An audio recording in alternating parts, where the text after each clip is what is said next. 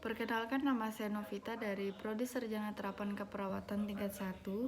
Saya akan menjelaskan tentang anatomi fisiologi pada mata. Yang pertama ada kornea. Kornea adalah jaringan berbentuk kubah transparan yang membentuk bagian mata terdepan atau paling luar. Fungsi kornea adalah sebagai jendela dan jalan masuk cahaya ke mata. Yang kedua, ada bilik mata depan.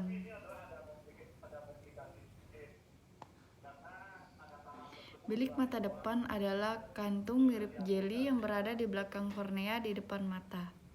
Kantung yang juga dikenal dengan istilah anterior chamber ini berasal dari cairan aqueous humor yang membantu membawa nutrisi ke jaringan mata.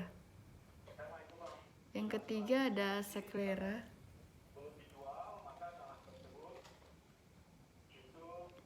Sklera adalah bagian mata yang berbentuk selaput putih keras dengan jaringan fibrosa yang menutupi seluruh bola mata, kecuali bagian kornea.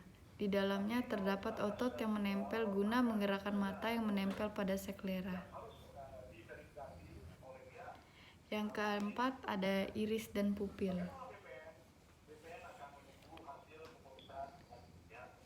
Iris dan pupil adalah bagian dari anatomi mata yang saling berhubungan satu sama lain. Iris adalah membran berbentuk cincin yang mengelilingi sebuah bulatan kecil berwarna lebih gelap di tengahnya. Bulatan kecil di tengahnya itulah yang disebut dengan pupil. Pupil merupakan otot pada bagian mata yang bisa tertutup dan terbuka atau mengecil dan membesar. Iris berfungsi mengatur sejumlah cahaya yang masuk ke mata dan menyesuaikan dengan bukaan pupil. Ketika terpapar cahaya terang, iris akan menutup atau menyempit dan membuat pupil terbuka lebih kecil untuk membatasi jumlah cahaya yang masuk ke mata. Yang kelima ada lensa.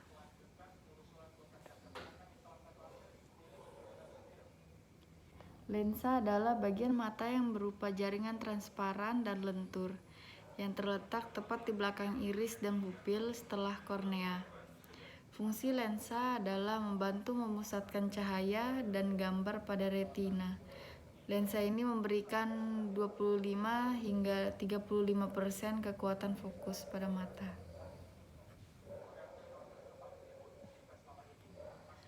Yang keenam ada koroid dan konjungtiva.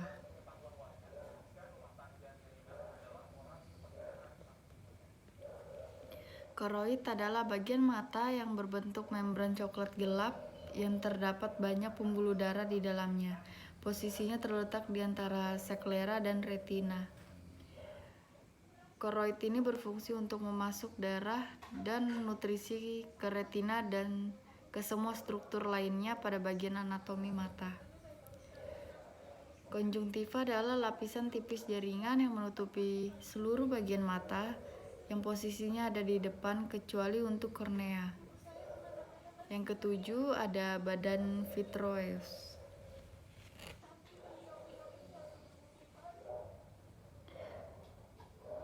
Berbeda dengan cairan aqueous humor yang adanya di depan lensa mata, vitreous humor terletak di bagian belakang lensa mata.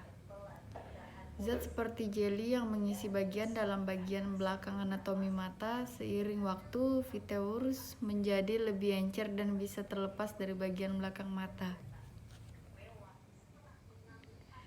Yang kedelapan ada retina dan saraf optik.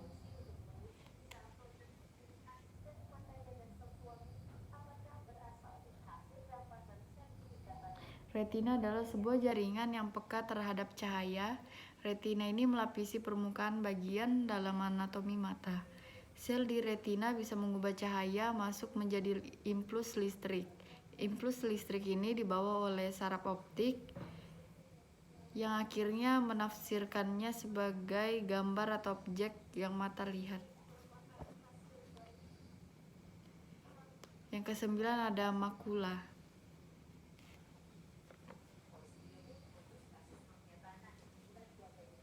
Makula adalah area sensitif kecil di tengah retina yang memberikan penglihatan sentral.